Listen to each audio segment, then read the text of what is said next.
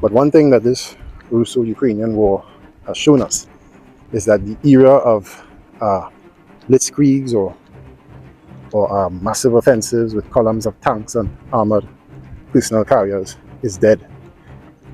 And the real game changer that emerges from this is the drones. That's the first game changer, because the drones really make it impossible for any major offensives to be launched without taking massive casualties, which is one of the primary reasons I think Russia, even though they can, because they have superior manpower, superior equipment, superior technology, they have refrained from any large-scale offensives and instead have been relegated to using small groups of infantry backed by large quantities of artillery and other munitions to capture territory bit by bit. So really and truly, the only way for an army in a land war in this day and age to either capture a large amount of territory in a short space of time or to be able to launch a large-scale offensive successfully is through deception, through tactical deception using diversions and feints, which I think Russia has clearly shown a mastery of since the beginning of this war. I mean, at the beginning of the war, most people would agree that the Russian army then is vastly inferior to the army that is there now. Now they've honed the military-industrial complex, they've honed the precision strikes, the tactics, the armaments, the training, everything is now honed. I remember listening to an interview on YouTube. I mean, I'm speaking off the top of my head, so I can't remember the channel or who was interviewed, but I believe they interviewed a foreign mercenary who's been fighting Ukraine on and off on the front for the past 2 to 3 years. One of the few that survived for this long. And he was saying that, you know, in the beginning of the war, if when he was on the Ukrainian side, if they fired an artillery shot to a Russian position, it might take hours before the Russians were able to locate them and fire artillery in return. He says, but now that time lapse has been reduced to minutes, which shows that the Russians have really honed their ISR strike capability, intelligence, reconnaissance, surveillance.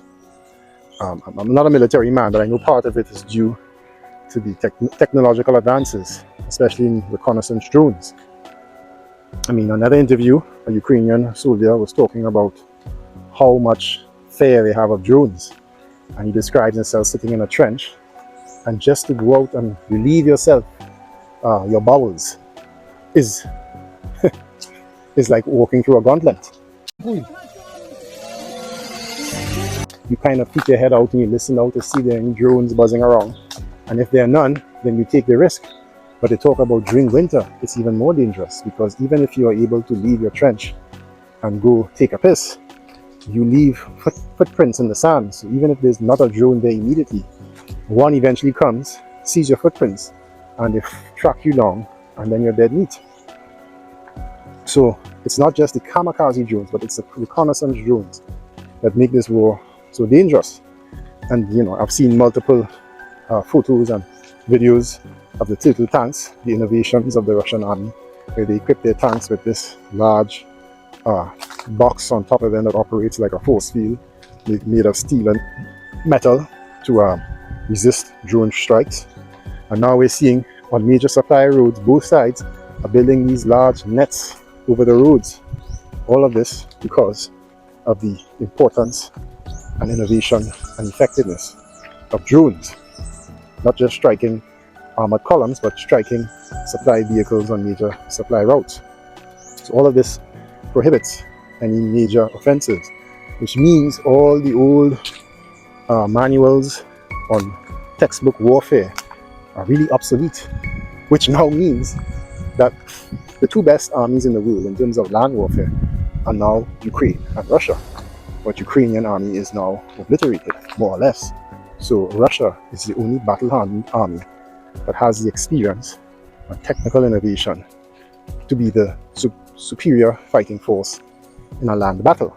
So my point was, the only way that any army can achieve any rapid ground the gains or any success in a large-scale offensive is through the means of deception. But strategy, to me, the strategies of war are more or less the same as they were thousands of years ago in the times of Sun Tzu or even the Mongol army.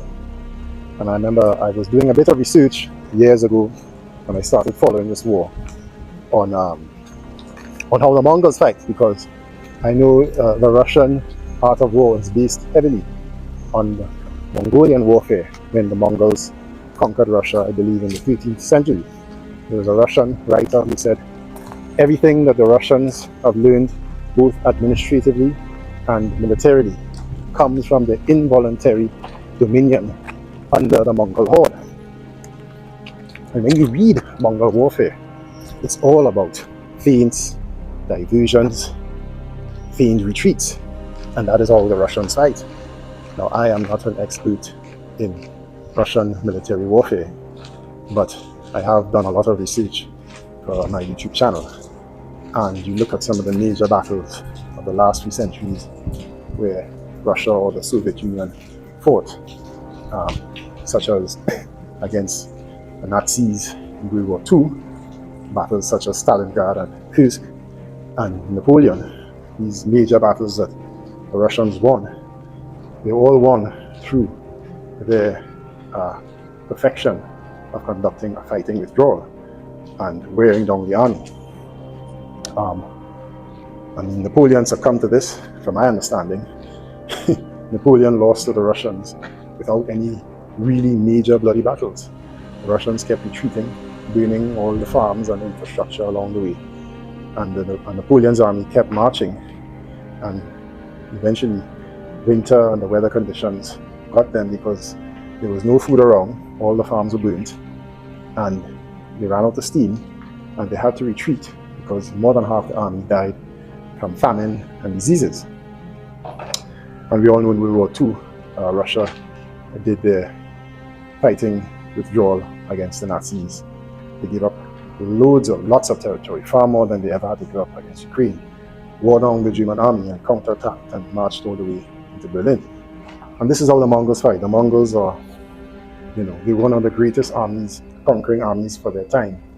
But yet they weren't, it wasn't just brute force like how NATO fights, like how America did in Iraq, just bomb the country to death and then send in ground troops. It's a lot of deception and feints. What we saw in the Russia-Ukraine war, with the column that they sent to Kiev of maybe 15,000 troops, while the major force of 80,000 came through Crimea and the Donbass to form the land bridge. I don't care what anybody says. To me, it was a fixing operation. It was a feint, but it wasn't a complete feint because there was a purpose for the column to Kiev, because they were trying to pressure Ukraine into a peace deal. But it also caused Ukraine to split up their forces, keep a lot of forces back at Kiev, and left the southern territories empty. And therefore, Russia was able to seize Kherson and Zaporizhia with little to no battles. By the way, I did a video based on a recent report about what happened that allowed the Russians to cross these narrow isthmuses in Crimea, which was supposed to be mined by the Ukrainians, and yet there was no resistance. And there's a lot of speculation that treason was involved. It's a very interesting report. It's in the membership, so I suggest you join the membership after. It's the best way to support my work. My frustrations with the YouTube algorithm. My videos have all of a sudden are not getting much impressions, but I'm not going to complain about it. But to help me sustain me, I appreciate the super thanks and the membership subscriptions. There's a lot of good content in membership, a lot of my own analysis, combat footage, breaking news.